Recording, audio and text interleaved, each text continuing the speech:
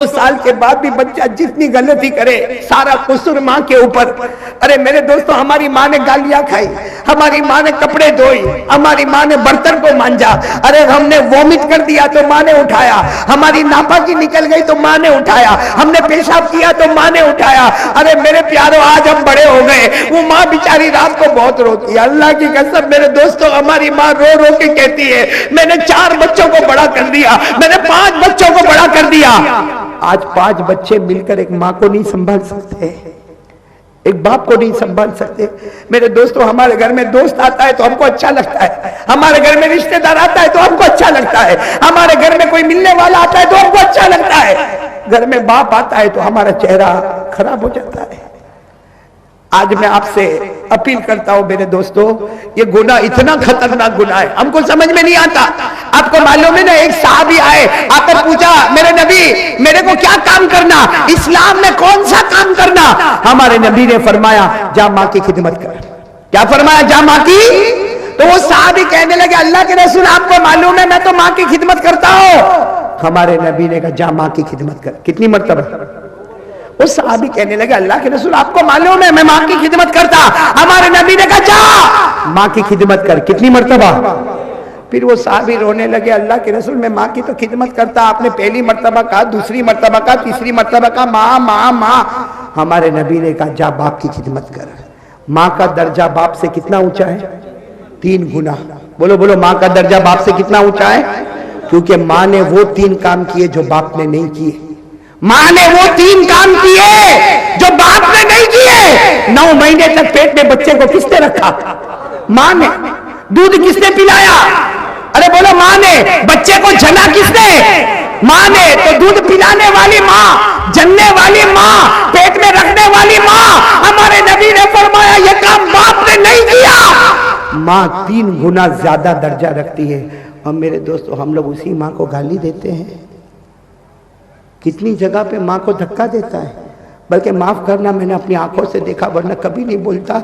मैंने गुजरात में यहाँ तक देखा माँ के ऊपर हाथ भी उठा लेते हैं, माँ को गाली देते, माँ को आंख निकाल निकाल के डराते हैं। मेरे दोस्तों, आप बोलो तो एक वाकया सुना के बाद खत्म कर दो। सुनेंगे सब लोग इंशाअल्लाह। एक बहुत बड़े अल्लाह के वली गुजरे, हम लोग नहीं, हम वली नहीं, गुनहगार है। एक बहुत बड़े अल्लाह के वली गुजरे, शायद आपने नाम भी नहीं सुना होगा। उनका नाम था हाईवा। बोलो क्या नाम था? हाईवा। फिर बोलो क्या नाम था?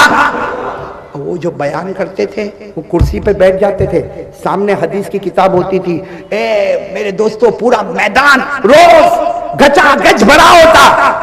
वो क्या नाम उनका? हजरत हाईवा। बोलो क्या नाम? वो जब हदीस पढ़ाते थे ना, रोज माँ आती थी। माँ की उम्र थी 100 साल। अरे बोलो माँ की उम्र कितनी थी? वो आती थी, पूरे मजमे में आती थी और कहती थी आई ना इब्नी हाईवा, आई नबनी हाईवा। अरे मेरा बेटा हाईवा कहाँ है? 100 साल की बूढ़ी अम्मा जोर से डंडा लेके आती थी और मेरा बेटा हाईवा कहाँ है? मेरा बेटा हाईवा कहाँ है? रास्ता करो, रास्ता करो।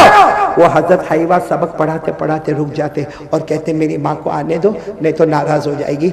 माँ आती थी, वो डंडा लेके आती थी ना, सीधा इनके सर पे मारती थी। किनके सर पे?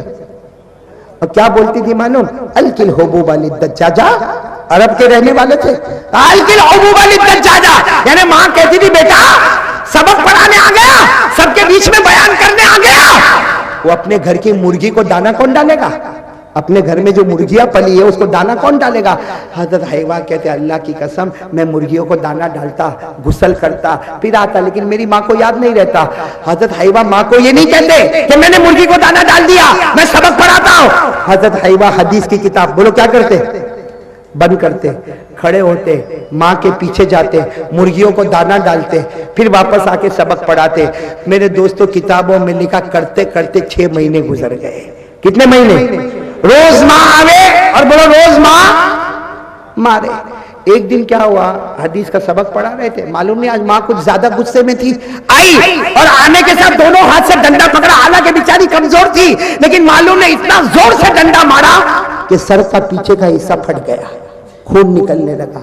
हजरत हाईवा ने हदीस की किताब को बंद किया, मुर्गी को दाना डाला, लेकिन आज जब आए तो सर पे पट्टा बांध कर आए। बोलो सर पे। और फिर आए, हदीस की किताब पढ़ाने लगे तो रोने लगे। भाई सर दुखता होगा ना, अरे वो ना सर दुखता होगा ना, पट्टा लगा है ना, रोने लगे। जब रोने लगे तो मजमे में एक उनका स्टूडेंट, एक शागिर्द, वो खड़ा हो गया, जो बहुत मोहब्बत करता था, खड़ा हो गया, कहा मेरे उस्ताद एक काम करो, ये माँ आना ही बंद कर देगी, माँ आएगी नहीं, मारेगी नहीं, कोई मगजमारी नहीं। तो हजरत हैवा ने कहा क्या काम करो बेटा? कहा तुम जब घर से निकलो तो बाहर ताला मार दो। ताला समझते हो ना भाई, घर से निकलो बाहर ताला लॉक कर दो। वो बेचारी बूढ़ी माँ है, दरवाजा ठोकेगी, ठक ठक ठक ठक करेगी, कोई खोलेगा नहीं तो वापस सो जाएगी। आराम से सबक पढ़ाओ और फिर सबक पढ़ा के जाके ताला खोलो। बूढ़ी माँ है, 100 साल हो गई, याद तो रहता नहीं है कि ताला बंद है कि खुला है। हजरत हैवा ने वो अपने स्टूडेंट को कहा तेरी राय तो बहुत अच्छी है कि ताला लगा दो तो मेरी माँ आएगी नहीं, लेकिन का प्रॉब्लम ये है मैं घर पे ताला लगाऊंगा, रात को सोऊंगा तो मेरे ख्वाब में ताला पड़ जाएगा। मेरे ख्वाब में, ख्वाब समझते हो ना, मेरे सपनों में ताला पर। तो तालिब इल्म ने कहा मेरे को समझ में नहीं आया, आप यहाँ ताला लगाएंगे तो रात को सोएंगे, तो ख्वाब में कौन सा ताला लगेगा? हजरत हैवा ने रोते रोते कहा तुम्हें नहीं मालूम, रोज रात को सोता हूँ, ख्वाब में मेरे नबी मेरे पास आते हैं। बोलो ख्वाब में मेरे नबी मेरे पास आते हैं और आकर पूछते हैं आज तेरी माँ ने तुझे कहाँ मारा? मैं कहता हूँ यहाँ मारा, तो मेरे नबी अपना मुबारक हाथ यहाँ पे रख देते। मैं कहता हूँ यहाँ मारा, तो मेरे नबी अपना मुबारक हाथ यहाँ रख देते। हज़रत हैवा ने कहा वहाँ ताला लगा दूंगा तो ख्वाब में मेरे नबी भी तो नहीं आएंगे, इसलिए कि जो दिन में माँ की खिदमत करता है ख्वाब में नबी के दीदार से मारूफ हो जाता है, ख्वाब में नबी का दीदार उसे मिल जाता है। इसलिए मेरे प्यारो बहुत बड़ी अमानत है माँ। मेरे सब जवानों इरादा करते हो इंशाअल्लाह? कौन कौन इरादा करता है भाई? 3 की जगह मैंने 4 बातें बोली है, बोलो करेंगे इंशाअल्लाह। कौन कौन तैयार है भाई? माँ से माफी मांगेंगे ना माफी जाके? अरे जाओ ना मेरे प्यारो, जाओ एक मर्तबा माँ से माफी मांग लो। मैं आपको माँ से माफी मांगने का तरीका भी बताऊं, सुनना है माँ से माफी मांगने का तरीका? भाई माँ के पास जाओ, सुनो सुनो, इधर सुनो, इधर देखो, माँ के पास जाओ, माँ से माफी मांगने का तरीका ये, माँ को जाकर कह दो माँ मैं नालायक बेटा, माँ मैं बहुत नाराज, माँ मैंने तेरे को बहुत नाराज किया, माँ एक बार मेरे को माफ कर दे। सुनो हमारे नबी ने फरमाया जिसकी माँ उसको बोले जा बेटा मैंने तुझे माफ कर दिया, अल्लाह आसमान पर कहते ए फरिश्तों माँ ने बेटे को जमीन पर माफ कर दिया, मैंने भी आसमान पर मेरे बंदे को माफ कर दिया। जो मेरे प्यारो माफी मांगोगे ना इंशाअल्लाह, अल्लाह हम सबको अमल की तौफीक अता फरमाए। आमीन या रब्बल आलमीन। व आखिरु दावाना अनिल हम्दुलिल्लाहि रब्बिल आलमीन।